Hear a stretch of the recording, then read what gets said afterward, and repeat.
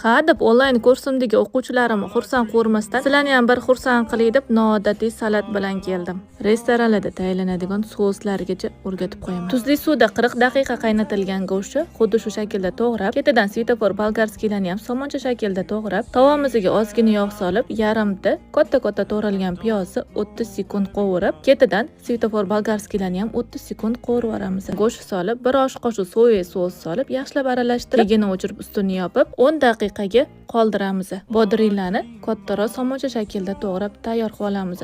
10 daqiqadan keyin go'shtlarimizni ham solib, albatta yashil garoq ham esingizdan chiqmasin. O'rtacha kattalikda to'g'ralgan rashnich va kuropni ham sovoramiz.